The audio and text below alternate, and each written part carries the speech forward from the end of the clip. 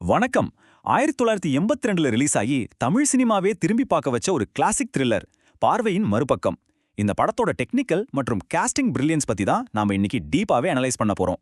ஒரு சாதாரண சஸ்பென்ஸ் கதையை ஒரு எக்ஸலன்ட் டீம் எப்படி ஒரு மாஸ்டர் பீஸா மாத்துனாங்க அப்படிங்கறத வாங்க இந்த எக்ஸ்பிளைனர்ல விரிவா பார்க்கலாம். ஓகே, நேரா விஷயத்துக்கு வருவோம். 80களோட ஆரம்பத்துல ஒரு த்ரில்லர் படத்துல ஹிப்னாட்டிசம், அதாவது மனவசிய கலையை மெயின் தீமா வச்சா எப்படி இருக்கும் கற்பனை பண்ணி பாருங்க. அதுதான் இந்த படத்தோட கோர் கான்செப்ட். வெறும் கிரைம் எலிமெண்ட்ஸை மட்டும் காட்டாம மனித மனசோட அந்த இருண்ட பக்கங்களையும் வசியத்துல இருக்கிற மர்மங்களையும் திரையில அப்படியே கொண்டு வந்தாங்க. இது வெறும் கதைக்காக மட்டும் இல்லாம ஒளிப்பதிவு, காட்சி அமைப்புன்னு எல்லாத்துலயும் எப்படி ஒரு டார்க் சைக்கலாஜிக்கல் இம்பாக்டை உருவாக்குச்சு அப்படிங்கிறது தான் இந்த படத்தோட மிகப்பெரிய பலமே. February 19, 1982. சரியா 130 நிமிஷங்கள் ஓடக்கூடிய இந்த படம் ரிலீஸ் ஆன தேதி இதுதான். கொஞ்சம் யோசிச்சு பாருங்க, 82ல வந்த ரெகுலர் கமர்ஷியல் படங்களுக்கு நடுவுல இந்த 130 நிமிஷமும் ஆடியன்ஸை சீட்டேஜ்ல உட்கார வச்சது சாதாரண விஷயம் கிடையாது.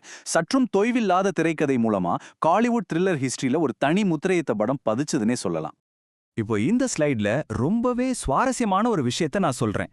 கேமராவுக்கு பின்னாடி இருந்த அந்த மாஸ்டர் மைண்ட்ஸ், கண்மணி கிரியேஷன்ஸ் பேனர்ல ப்ரொடியூசர் பழனி டி.சி. ராமகிருஷ்ணன் தயாரிப்புல எம். சிராஜுதீனோட கிரிப்பிங்கான ஸ்கிரீன் பிளேல டைரக்டர் கே.எம். பாலகிருஷ்ணன் இதை ஒரு செதுக்கியிருக்காரு. குறிப்பா சொல்லணும்னா பி.எஸ். லோகநாத் மற்றும் ஆர். இருகுநாத ரெட்டியோட அந்த ஒளிப்பதிவு, ஹிப்னாட்டிசம்ங்கிற அந்த டார்க் ஆர்ட்டை லைட் அண்ட் ஷேடோஸ் மூலமா பார்வையாளர்களோட மைண்ட்ல ஒரு சைக்கலாஜிக்கல் கேமாவே விளையாடினாங்க. இந்த டெக்னிக்கல் டீமோட அந்த கெமிஸ்ட்ரி தான் படத்தோட real backbone. Anchoring the suspense, evaluating the ensemble cast. இப்போ டெக்னிக்கல் டீமை தாண்டி இந்த சஸ்பென்ஸ் கதையை தாங்கி பிடிச்ச அந்த பவர்ஃபுல்லான நட்சத்திர பட்டாளத்தை பத்தி பார்ப்போம். லீட் ரோலான விஜய் கேரக்டர்ல கேப்டன் விஜயகாந்த் பட்டையை கிளப்பியிருப்பாரு. அவருக்கு ஈக்குவலா விஸ்வநாதர் ரோல்ல லெஜெண்டரி எம்.என். நம்பியார் அவரோட அனுபவ நடிப்பால மிரட்டியிருப்பாரு. இவங்க கூடவே ஸ்ரீபிரியா, சில்க் ஸ்மித்தாலாம் சேர்ந்து படத்தோட அந்த டென்ஷனை வேற லெவலுக்கு கொண்டு போனாங்க. அது மட்டும் இல்லாம சிவாவா சிவச்சந்திரன், அப்புறம் ப்ரொஃபசர் பீட்டரா வி. கோபாலகிருஷ்ணன் இவங்களோட ஆழமான நடிப்பு தான் அந்த மர்ம முடிச்சுகளுக்கு ஒரு ஸ்ட்ராங்கான நம்பகத்தன்மையை கொடுத்துச்சு. இப்போ நீங்க பாக்குறது ஒரு செம்ம சுவாரஸ்யமான தகவல்.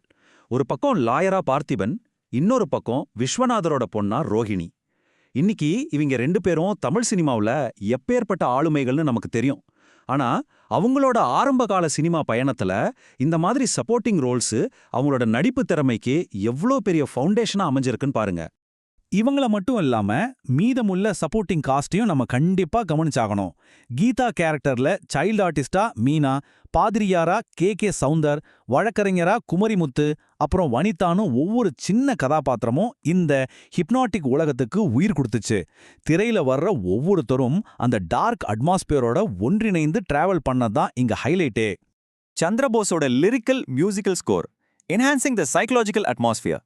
ஒரு த்ரில்லருக்கு பின்னாடி இருக்கிற அந்த டென்ஷனை ஆடியோ மூலியமா எப்படி பில்ட் பண்ணாங்கன்னு இப்போ நாம அனலைஸ் பண்ணலாம். இந்த ஸ்லைட ஒரு விஷயத்த ரொம்பவே பிரில்லியண்டா நமக்கு விளக்குது.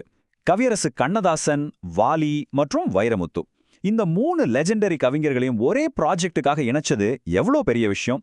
ஒரு சஸ்பென்ஸ் த்ரில்லருக்கு இப்படிப்பட்ட ஒரு பவர்ஃபுல்லான பாடலாசிரியர்கள் கூட்டணி அமைஞ்சது படத்தோட தரத்தை எங்கேயோ கொண்டு போயிடுச்சு. அந்த காலகட்டத்தில் இது ஆடியன்ஸ்க்கு ஒரு மிகப்பெரிய மியூசிக்கல் ட்ரீட். சந்திரபோஸோட இந்த ட்ராக் லிஸ்ட்டை கொஞ்சம் கவனிங்க.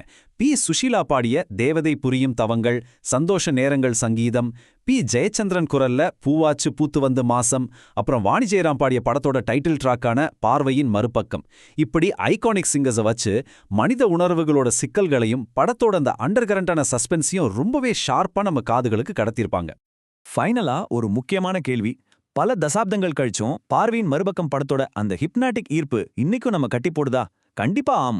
மனவசியத்தை மையமா வச்ச கதைக்களம், பெர்ஃபெக்டான காஸ்டிங், அப்புறம் ஸ்ட்ராங்கான டெக்னிக்கல் டீம், இது எல்லாம் தான் 1982ல வந்த இந்த த்ரில்லரை இன்னைக்கும் ஒரு மாஸ்டர் பீஸா நிலைநிறுத்துது.